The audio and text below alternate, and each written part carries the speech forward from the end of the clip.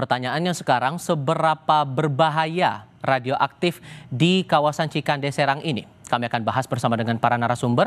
Di studio Kompas TV saat ini sudah bergabung Ketua Komisi 7 DPR RI, Soleh Daulay. Bang Soleh, apa kabar Bang? Baik, Alhamdulillah. Terima kasih sudah datang ke studio Kompas TV kali ini. Sementara lewat sambungan dalam jaringan sudah bergabung bersama kami Jarod Sulistyo, selaku peneliti dari Badan Riset dan Inovasi Nasional. Pak Jarod, dengan Tifal di sini apa kabar Pak? Kabar baik. Terima kasih sudah bergabung bersama kami kali ini. Mengingat BRIN ini masuk dalam bagian dari Satgas Pak. Terakhir kan ada 9 orang yang dikonfirmasi terpapar zat radioaktif CS137 ini. Kalau dari penelusuran sampai dengan sekarang, apakah jumlahnya bertambah dan apakah ada temuan baru lagi Pak? Ya, sampai saat ini belum berubah berita itu, jadi masih apa yang disampaikan Mas tadi sama. Jadi tidak ada perubahan, tapi kami masih menginvestigasi, proses masih berlangsung. Jadi kira-kira itu jawabannya sampai saat ini. Oke, yang juga menarik dicermati adalah soal sumbernya Pak. Sejauh mana dari BRIN menelusuri sumber ini, apakah ada tantangan tersendiri untuk mendapatkan dari mana nih asal radioaktif ini? Ya, negara kita itu kan luas sekali ya. Kalau analisis kami ada 2 skenario, bahwa itu berasal dari luar negeri. Scrap metal itu kan sering kita impor dari beberapa negara tetangga yang mungkin terkontaminasi, satu. Kedua, mungkin juga berasal dari dalam negeri. Karena cesium-137 itu juga dipakai di beberapa pabrik di Indonesia untuk mengukur ketebalan materi tertentu, entah kertas atau densitas tembakau atau bahan yang lain. Nah, kemungkinan itu berasal dari tempat-tempat seperti itu juga ada. Nah, tantangannya kalau dari luar negeri, kita memang belum punya infrastruktur kuat untuk pengawasan seperti tadi kan gate monitor atau detektor yang bisa mampu mendeteksi kalau barang lewat pelabuhan. Atau di dalam juga kita mungkin database harus diperbaiki karena ada banyak ribuan cesium-137 yang dipakai di Indonesia. Itu kira-kira sumbernya, sehingga nanti saya kira pihak polisi maupun dibantu Bapeten dan BRIN sedang menelusur kira-kira ini detailnya dari mana. Itu kira-kira. Oke, dan ini setidaknya mengamini pernyataan dari Menteri Lingkungan Hidup yang sempat bilang juga bahwa ini diduga kuat masih ada di luar Indonesia, mengingat tidak ada reaktor nuklir yang ada di tempat itu. Sehingga langkah penelusurannya sekarang nih, karena pasti tantangannya cukup besar juga dirasakan Satgas terutama BRIN, langkah berikutnya bakal kemana lagi nih proses penelusurannya Pak? Ya, yang jelas begini, kita melihat memang cesium-137 itu dibuat di reaktor nuklir, di biasanya PLTN gitu kan. Nah, itu memang berasal dari luar. Tapi jangan lupa bahwasanya penggunaan cesium-137 juga banyak di Indonesia, di pabrik-pabrik. Nah, penelusurannya memang ada beberapa pihak. Ini misalnya material terkontaminasi si besi atau spare part tertentu, itu dulunya dari mana? Apakah itu terkait dengan mungkin pabrik lain di Indonesia atau berasal dari impor? Itu 2 hal yang perlu kita perhatikan. Jadi jangan kita hanya mengatakan itu hanya dari luar saja, tetapi bisa juga dari dalam negeri. Nah, itu penelusuran ini memang membutuhkan suatu data kuat dari Bapeten, karena Bapeten mempunyai data pengguna cesium-137 di Indonesia itu siapa saja, industri apa saja. Adakah kehilangan sumber cesium-137 di industri-industri tersebut? Mungkin dalam negeri seperti itu. Kedua, kita bisa bekerjasama dengan pihak luar negeri. Apakah ini ada indikasi semacam scrap metal yang diimpor ke Indonesia atau diekspor ke Indonesia sehingga punya potensi juga menyebabkan kontaminasi yang terjadi di Cikande saat ini. Oke, dan dari DPR sendiri sudah sejauh mana mengetahui kasus ini Pak? Karena disebutkan juga oleh Pak Zulhas, Menko Pangan, bahwa perusahaan yang ada deteksi kontaminasi paparan radioaktif ini sebelumnya sudah pernah tutup tapi kemudian beroperasi kembali. Sejauh mana mengetahui itu? Jadi pertama sebetulnya kan ini informasi kita peroleh masih tidak resmi karena kita dapatnya dari pemberitaan-pemberitaan yang muncul. Dan kemudian yang kedua, kita juga belum sampai mendeteksi kira-kira apakah Cikande ini sudah sangat berbahaya atau tingkat keberbahayaannya seperti apa, karena tadi masih dilakukan investigasi oleh BRIN dan teman-teman Satgas. Dan yang ketiga tentu kami di Komisi 7 khusus yang menangani bidang perindustrian ini juga sedang fokus sebetulnya sekarang ingin tadi membuat satu payung hukum baru namanya Undang-Undang Kawasan Industri. Ini kan ada kaitannya dengan kawasan modern yang Cikande ini.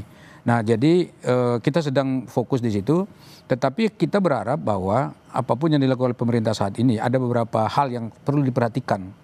Yang pertama adalah bagaimana keamanan masyarakat. Jadi kalaupun misalnya tadi tidak diketahui seberapa berat misalnya dampak yang ditimbulkan bagi kesehatan manusia, tetapi tetap saja hal ini pasti harus diwaspadai. Karena ini kan sesuatu yang tidak baik. Itu satu. Kemudian yang kedua, tentu kita juga berharap bahwa ini akan segera ditemukan sebetulnya persoalannya di mana, mengapa bisa masuk ke tempat tadi itu seperti yang sedang dilakukan investigasi. Dan yang ketiga, kita berharap aktivitas masyarakat dalam bidang industri di tempat itu tidak terganggu. Sebab kalau misalnya nanti ditutup beberapa perusahaan, katakan seperti itu, kan sekarang kan ada 10 titik katanya tadi. Nah kalau misalnya 10 titik itu tidak beroperasi, apakah dampaknya bisa meluas pada katakanlah sisi pendapatan ekonomi masyarakat atau tidak? Dan itu harus diantisipasi oleh pemerintah. Tapi kalau melihat dengan catatan yang ada sekarang atau temuan sejauh ini, Anda menangkap bahwa ini memang ada dugaan kelalaian atau ada hal lain? Ada beberapa aspek menurut saya. Pertama memang kita dari sisi teknologi untuk urusan begini ini masih katakan tidak begitu siap.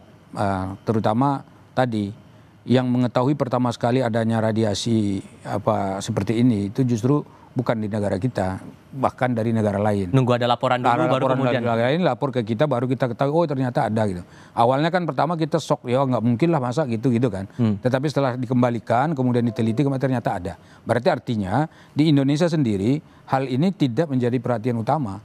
Kayak ini padahal kan masalah konsumsi makanan, katakan seperti itu. Jadi berarti ini kan masih katakan kita masih berada jauh di bawah lah dari aspek itu. Kemudian yang kedua, kita juga sebetulnya kan dari sisi teknologi khususnya yang berkenaan dengan teknologi tinggi seperti ini itu kan masih tertinggal dengan negara-negara lain. Nah mestinya kan memang itu jadi PR besar bagi bangsa ini sehingga kita tidak lagi katakan tadi itu berpatok pada keterangan dari negara lain, tetapi mesti harus dari keterangan dari negara kita sendiri. Ini kan sama dengan kayak model Badan POM ya.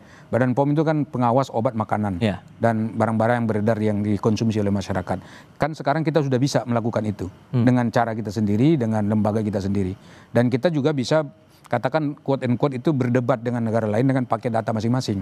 Nah kalau sekarang kan kita tetap masih pakai data orang, data utamanya. Sementara data dari kita sendiri kan belum bisa kita ketengahkan gitu untuk dijadikan sebagai acuan. Karena guide-nya juga belum ada. Karena kita sendiri kan dalam konteks ini masih terpencar-pencar. Katakan misalnya seperti BRIN. BRIN ini kan sebuah lembaga penelitian resmi punya negara. Tapi BRIN ini kan secara khusus kan tidak hanya menangani masalah ini. Dia menangani seluruh ilmu pengetahuan. Jadi karena itu katakanlah ini belum sebagai suatu lembaga spesifik yang menangani masalah ini. Kemudian yang kedua ada Bappetan misalnya seperti itu.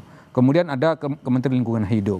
Dan kemudian nanti mungkin perguruan tinggi akan dilibatkan. Berarti kan lembaga-lembaga ini belum khusus spesial atau spesifik menangani masalah yang seperti ini. Nah karena itulah maka tentu pekerjaan kita ini di Indonesia ini masih besar. Jadi karena itu tentu pemerintah kita dorong supaya ini bisa diselesaikan. Kemudian yang ketiga lagi tadi, yang keempat yang harus dikerjakan oleh pemerintah adalah memang mengejar siapa sebetulnya yang bertanggung jawab sehingga terjadi kontaminasi ini. Gampang nggak sih nelusurinnya? Menurut saya sih ini kan teknologi. Mestinya dengan teknologi yang canggih, yang ada misalnya seperti itu mestinya lebih mudah.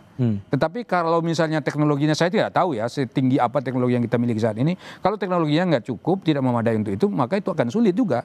Nah karena itulah makanya harus dilakukan kerjasama penelusuran yang sungguh-sungguh. Maka karena itu aparat penegak hukum ini harus terlibat aktif untuk menelusuri ini. Karena ini kan bagaimanapun juga tetap katakanlah mengganggu stamina dan juga konsentrasi kita dalam mengembangkan terutama perindustrian dalam negeri. Saya juga merujuk dari pernyataan Menko Pangan Pak Zulkifli Hasan juga nih Pak Jarod. Karena disebutkan bahwa udang beku yang kemarin ditolak Amerika Serikat karena terkontaminasi CS137 ini disebutkan masih aman untuk dikonsumsi. Nah, apakah standarnya bagaimana sebetulnya dan apa jaminan bahwa udang ekspor itu yang sudah masuk ke Amerika Serikat itu betul-betul layak konsumsi? Tapi jawabnya nanti, kita jeda sebentar. Kami segera kembali.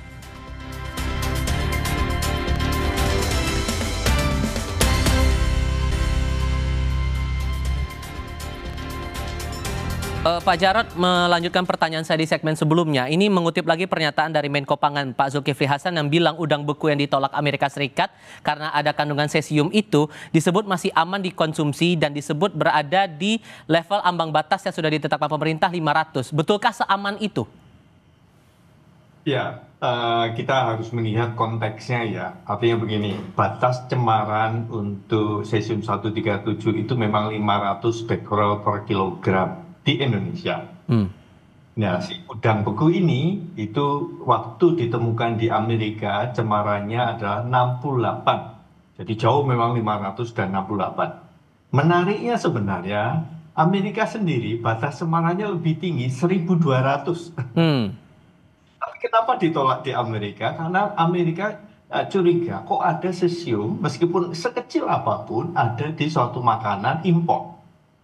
Oke. Tapi kembali kepada tadi poin tadi, memang masih di bawah batas yang sudah ditetapkan pemerintah 500 becquerel per kilogram. Karena udangnya itu 68 becquerel per kilogram. Jadi kalau Jauh masih di bawah itu masih dianggap aman, harusnya warga tidak perlu khawatir atau justru ada bahaya lain yang perlu dicermati juga di sini? Ya, tidak perlu khawatir warga, memang benar apa yang disampaikan oleh Pak Menteri tadi, bahwa itu tidak perlu khawatir. Yang perlu kita khawatirkan adalah kenapa di kawasan itu ada cesium 137 yang mestinya tidak ada di situ. Itu. Nah, ya itu kekhawatiran kami di kelompok periset adalah cesium 137 kan berasal dari reaktor nuklir dari PLTN atau kemudian dipakai di dunia industri di Indonesia juga. Kami khawatirnya adalah ya bukan di udangnya, tapi yang jelas udang itu oke. Dan bisa jadi tercemar juga untuk komoditas-komoditas yang lain. Nah, ini menjadi catatan kami ketika kita melakukan investigasi adalah itu kan kawasan industri. Ya. Bisa jadi mencemari pabrik yang lain juga yang perlu kita cari kenapa ada di situ. Ya, ini kan di situ mungkin ada pabrik sepatu atau pabrik apa yang lain-lain itu yang perlu kita cermati benar. Karena memang ditemukan beberapa titik yang cukup kawasannya cukup luas juga kan. Itu yang harus kita analisis lebih dalam lagi yang saat ini BRIN terlibat di dalamnya. Tapi sejauh ini ada temuan baru nggak Pak? Maksudnya ada paparan di luar area pabrik yang sedang ditelusuri itu? Ya, memang ditemukan ada istilahnya digunakan semacam apa gitu ya. Apa itu di suatu lokasi bukan pabrik, tapi di situ tempat pengumpulan misalnya besi-besi gitu kan. Di situ ditemukan suatu paparan radiasi. Jadi kami sempat berpikir ini jangan-jangan di situ ada mungkin barang-barang bekas dari tempat lain yang sudah terkontaminasi, dikumpulkan di situ, kemudian dipakai untuk kegiatan. Ini yang masih dikit kami telusuri. Oke, kalau begitu saya coba melihat bagaimana kemudian tindak lanjut dari sini semua, Pak. Kalau melihat perusahaannya punya catatan, Pak Soleh, kemudian ada paparan semacam ini, saran Anda apakah sambil ini ditelusuri juga oleh tim Satgas, apakah perlu ditutup sementara atau perlu ditutup permanen karena ada kelalaian, ada dugaan kelalaian di situ atau gimana baiknya? Jadi begini, ini kan penelitian sedang dilakukan, investigasi sedang berjalan. Jadi tentu yang nanti memutuskan apakah perlu berhenti total atau berhenti setengah sementara atau berhenti beberapa bulan itu adalah hasil investigasi. Jadi karena itu saya tentu tidak punya kewenangan juga untuk melakukan katakanlah merekomendasikan apapun. Ya, tetapi catatan kami di DPR itu adalah yang paling utama adalah keselamatan warga. Jadi jangan sampai misalnya gara-gara ada kontaminasi begini kita lalai juga untuk mengamankan masyarakat kita. Jadi karena itu tentu ini kita akan dorong terus nih bagaimana agar upaya-upaya yang dilakukan oleh pemerintah dan juga tadi para peneliti itu segera ada hasilnya. Dengan begitu kan kita bisa mengambil tindakan yang lebih tepat dan cepat. Nah tapi kan sementara ini kan pemerintah udah ngambil keputusan yang tepat menurut saya, yaitu dengan mengatakan bahwa ini adalah daerah yang katakanlah tercemar. Jadi tercemar khusus katakan seperti itu. Jadi artinya perhatian pemerintah terkait dengan pengamanan daerah dan lokasi tersebut sudah ada. Nah kalau misalnya itu sudah ada tentu ini pasti warga di sekitar pun dengan mengetahui bahwa ada cemaran seperti itu pasti akan lebih berhati-hati. Jadi ini saya kira jadi catatan yang saya kira langkah yang paling baik yang sudah dilakukan oleh pemerintah. Tetapi meskipun demikian sekali lagi tentu kita harus mengingatkan bagi semua pihak yang ada, terutama para pengusaha yang ada di sekitar situ tadi. Karena kan belum ada kepastian juga apakah di sebelahnya kena atau tidak dan seterusnya. Tapi dengan adanya berita seperti ini, kita berharap mereka makin berhati-hati dan bisa segera katakanlah menemukan jalan terbaik supaya perusahaannya jalan, kehidupan ekonomi berjalan dengan baik tanpa misalnya mengurangi apapun yang selama ini terjadi di sana. Tapi ada aturan yang dilanggar nggak sih sebetulnya di sini? Nah, saya tidak tahu lagi tadi kan ini kan masih dilakukan investigasi lagi oleh pihak keamanan, katakanlah aparat penegak hukum. Nah, sekarang apa yang dilarang, apakah ada sesuatu yang dilarang dikerjakan atau tidak, itu kan kita belum tahu. Dan mudah-mudahan begini, saya berharap ini nanti hasil yang disampaikan nanti atau yang ditemukan itu dibuka ke publik. Sehingga dengan demikian ini menjadi pembelajaran penting bagi kita semua. Jangan sampai ini misalnya terulang-ulang. Dan perlu juga saya sampaikan kepada kita semua bahwa di Indonesia ini kawasan industri yang seperti ini yang tercatat resmi itu ada sekitar kurang lebih 170 yang resmi. Jadi ini kan salah satu diantaranya, katakan seperti itu. Nah, kalau misalnya kawasan-kawasan industri seperti ini misalnya tidak kita proteksi dengan benar, nah kekhawatirannya ini akan sangat mengganggu perekonomian kita. Karena di kawasan-kawasan seperti inilah sebetulnya pengembangan industri dan teknologi modern bahkan juga kebutuhan masyarakat dipenuhi. Nah, karena itulah maka ini menjadi sesuatu yang sangat betul-betul menjadi pusat perhatian kita semua dan terutama di DPR. Dan satu lagi, tentu ini akan menjadi PR bagi pemerintah dan katakan DPR untuk membuat regulasi yang sesuai. Baik. Sehingga dengan demikian kalau misalnya ada kasus seperti ini, ya rujukannya sudah jelas. Jadi tata laksana pengelolaan dan manajemen untuk mengatasinya juga sudah ada. Gitu. Pak Jarod, untuk kondisi 9 orang yang terpapar ini keadaannya bagaimana sekarang Pak? Ada kemungkinan untuk gejalanya bisa hilang atau malah akan berkembang lagi atau gimana? Saya kira kalau Mas ini bisa ingat ada kasus Batan Indah dulu tahun 2020 ada yang terpapar juga itu bisa kita tangani dengan baik ya. Jadi tapi saya setuju dengan apa yang disampaikan oleh Pak Dawai. Yang pertama adalah keselamatan masyarakat pekerja dan keamanannya. Kedua adalah roda ekonomi berjalan. Makanya kami usulkan kumpulkan saja itu yang terkontaminasi dalam suatu transit shelter gitu ya, sehingga mudah diawasi, dianalisis lebih lanjut, sehingga tidak mengganggu siapapun. Itu tidak berisiko terhadap masyarakat maupun pekerja dan juga operasi kegiatan di industri itu bisa berjalan. Nah, sambil jalan gitu kita lakukan penelusuran plus dicarikan lokasi untuk permanen disposalnya atau landfillnya. Dari cara itu dengan cepat kita bisa di satu sisi resiko bahaya ke masyarakat tertangani, di sisi lain roda ekonomi industri itu berjalan. Itu kira-kira yang kami usulkan. Tapi kalau ngelihat kondisinya seperti ini, ditambah Anda bilang ada tempat permanen yang coba direkomendasikan, tempat yang ada sekarang dari penelusuran teman-teman ini bahasanya udah nggak bisa dipakai lagi sebetulnya? Oh, ya itu tergantung situasinya di lapangan sih. Artinya begini, kawasan itu kan lumayan luas kan. Ada beberapa transit shelter. Saya sebut transit shelter itu tempat lokasi bersama di mana di situ dijadikan satu sehingga Badan Pengawas Tenaga Nuklir bisa mengawasi terus-menerus sampai kita bisa mencari lokasi untuk tempat landfill yang permanen. Karena bagaimanapun usia dari cesium 137 saya gunakan usia meskipun dari sisi saintifik salah, waktu paruhnya itu 30 tahun. Jadi dia akan pelan-pelan. Jadi harus dicarikan lokasi itu. Oke. Dan untuk kita awasi bersama supaya tidak kemana-mana. Oke, paparan ini yang perlu diwaspadai dan tadi juga disebutkan oleh Bang Saleh, karena lagi-lagi kalau ini udah kenanya ke industri, masalah ekonomi juga akan sedikit banyak bakal berpengaruh di sini. Bang Saleh, terima kasih sudah bergabung bersama kami. Pak Jarod, terima kasih juga sudah bergabung dalam diskusi kami kali ini. Sehat selalu semuanya. Selamat malam.